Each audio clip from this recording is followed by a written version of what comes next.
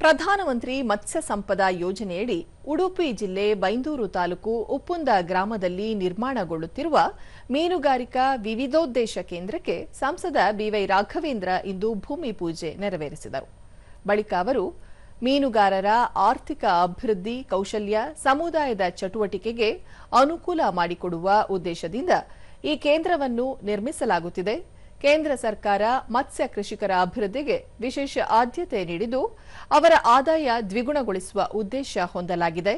ರಾಜ್ಯದ ಕರಾವಳಿ ಪ್ರದೇಶಗಳ ಅಭಿವೃದ್ಧಿಗೆ ಕೇಂದ್ರದಿಂದ ಅನುದಾನ ದೊರೆತಿದ್ದು ಮೀನುಗಾರರ ಜೀವನ ಮಟ್ಟ ಸುಧಾರಣೆಗೆ ಮತ್ತಷ್ಟು ಯೋಜನೆಗಳನ್ನು ರೂಪಿಸುವುದಾಗಿ ಹೇಳಿದರು.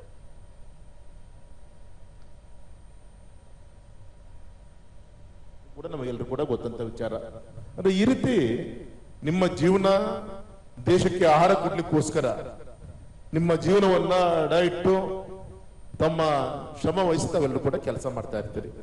ಹಾಗಾಗಿ ನಿಮ್ಮ ಸ್ವಾಭಿಮಾನ ಬದುಕಿಗೆ ಬೇಕಾದಂತ ಮೂಲಭೂತ ಸೌಕರ್ಯಗಳನ್ನು ಒದಗಿಸಬೇಕಾಗಿರೋದು ಚುನಾಯಿತ ಪ್ರತಿಗಳ ನನ್ನ ಕರ್ತವ್ಯ ಅಂತ ಹೇಳಿ ಹೆಮ್ಮೆಯ ಪ್ರಧಾನ ಮಂತ್ರಿಗಳು ಈ ಎಲ್ಲ ಯೋಜನೆಗಳನ್ನ ಚಿಂತನೆ ಮಾಡಿ ದೆಹಲಿಯಲ್ಲೇ ಕೂತು ನಮ್ಮ ಮೀನುಗಾರ ವಾಸ ಮಾಡ್ತಿರುವಂತ ಅಕ್ಕಂಗಿಯರು ಸಂಜೆ ಹೊತ್ತು ದೇವರು ದಿಂಡ್ರು ಭಜನೆಗೆ ಸೇರುವಂತ ಒಂದು ನೆರಳು ಬೇಕಲ್ಲ ಅಂತ ಹೇಳಿ ಈ ಮಲ್ಟಿಪರ್ಪಸ್ ಹಾಲು ಇದಕ್ಕೆ ₹1 ಕೋಟಿ, ಇನ್ನೊಂದು 75 ಲಕ್ಷ ರೂಪಾಯಿ ನಿಮಗೆ ಬೇಕಂತ ಇನ್ಸ್ಟ್ರೂಮೆಂಟ್ಸ್ ಗಳನ್ನ ಅದನ್ನು ಕೂಡ ನಿಮಗೆ ಪ್ರೊವೈಡ್ ಮಾಡ್ತಾರೆ.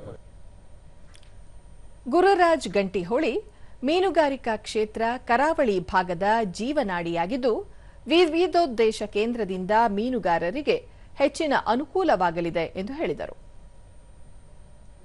ಊರಲ್ಲಿ ಉಳಿಯಬಹುದು ಯಾಕಂತ ಹೇಳಿದ್ರೆ ಫಿಶರೀಸ್ ಚೆನ್ನಾಗಿದ್ರೆ ಅನ್ನುವಂತ ಒಂದು ಮಾತಿದೆ.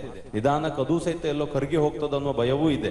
ಆದ್ರೆ ಎಲ್ಲರೂ ಒಟ್ಟಾಗಿ ಈ ರೀತಿ ಒಂದು ಪ್ರಯತ್ನ ಮಾಡ್ತಾ ಇರೋದ್ರಿಂದ ಇಂಥದ್ದೆಲ್ಲ ಅವಕಾಶಗಳು ಬಂದರೆ ಊರು ಸಹಿತ ಅಭಿವೃದ್ಧಿ ಆಗ್ತದೆ.